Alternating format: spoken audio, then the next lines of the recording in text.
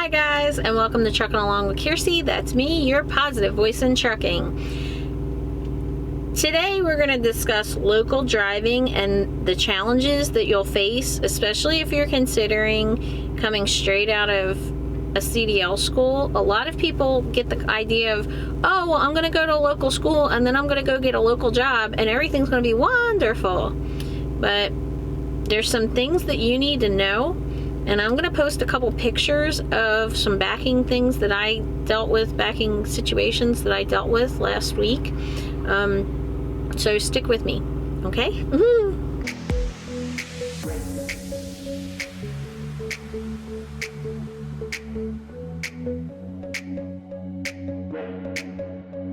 Most people want a good paying job where you get to be home, and they think trucking, they see all these ads of you can make $80,000 a year, you can make $100,000 a year, and what they don't realize is that's not your first year.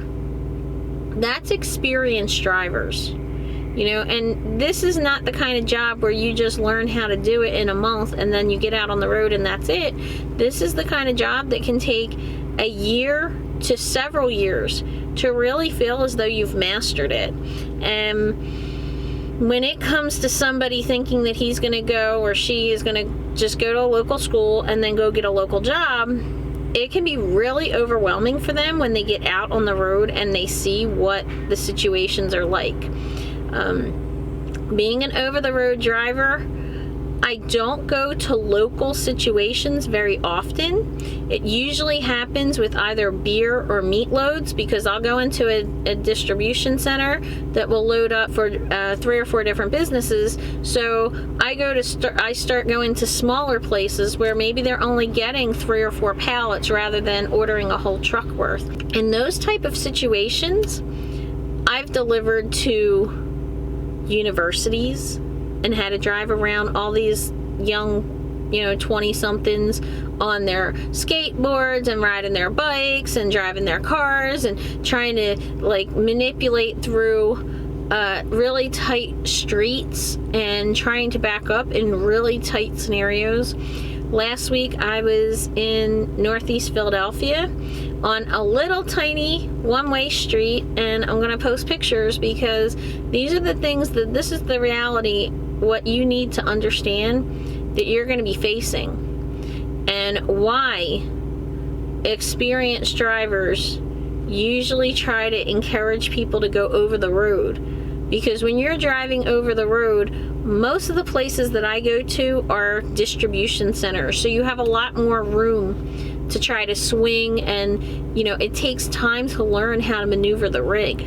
And even some of those larger companies that we go to are still tight backing scenarios, but at least they're not on streets where people are flying their cars around you and you have to block the street, because when you're new, that's really nerve-wracking. You become very nervous when people, and the cars don't realize you're high up, so you can't always see them. And if you're at a certain angle, you may not see them in the mirror. That just happened to me yesterday. I was pulling out of a rest area in the truck parking lot where it's on angles, and where we have hood mirrors where I can usually see the angle, but where this guy was, he was so small that he was behind the trucks. So when I looked this way, I didn't see anything because there was no truck there. And as I start to pull out, he slams on his brakes because he was going he had to go 30 miles per hour in the rest area. And he slams on his brakes, blowing his horn. He shouldn't even have been there in a little pickup truck. That was the big truck parking area. So you have to be aware of everything that's going on in your scenario, your situation, and you have to go slow. And when you're new, it's really hard to do that and keep your calm because you're just so nervous all the time. And I'm going to post some various pictures of places that I went to where there's a couple where you can't even open my door because I'm so close to the wall. And I have years worth of backing skills built up, thank God. I'm so glad I'm past that newbie phase, because I was terrible. When you go to a local job, these are the types of places that you're going to be facing. You know, if I see a place like that maybe once a month, it's once every 2 months, I don't go to those places regularly. But if you're a local driver, you're most likely going to be going regularly, like every day, maybe even several times a day, because when you're driving local, you're going to be going from business to business to business to business. You might have 15 stops in one day or 20 stops in one day. And also keep in mind that when you go to these places, a lot of times you have to unload the truck yourself. Women physically sometimes can't do the job unless it's brought to people's attention. You're going to have to unload. Not all women are going to want to unload. Not all men want to unload. I'm a snob. I don't want to touch freight. And in 4 years, I've unloaded 2 pallets that each pallet was only 8 boxes. It was so light I could have just kicked it right off the truck. These are things you need to consider. Are there easier local jobs than others? Absolutely. You know, there's various kinds of local jobs. You don't necessarily have to do the tractor trailer. You could get a Class A license and then, you know, drive a Class B box truck for a little while to get to learn the routes, because just because you're local doesn't mean you're not going to be, you know, sent 200 miles away. Even if you drive a box truck for a little while and you learn the layouts of places and the roads and things like that, it might make it easier for you to go to Class A after you feel more familiar with the region and the area and things like that. I'm in no way trying to tell people they can't go local. There's a lot of like doctor-driver programs that may allow you to go local. FedEx does something like that. My thing is that I don't like when people get involved with things that they're not aware of the situations. And that's the reality of trucking. The reality is local driving is going to be more difficult. And if you're in areas where it's winter time, you know, I have been driving for over a year, and I was going through Maine in the winter time, and those are curvy, tight roads, and only about this much between the solid white shoulder line and the actual end of the asphalt. So if you can't control your rig, it only takes a few inches off of that road, off that asphalt, to actually roll your truck. So you need to really slow it down around curves and really be concentrating in your mirrors all the time and understand how to control that rig.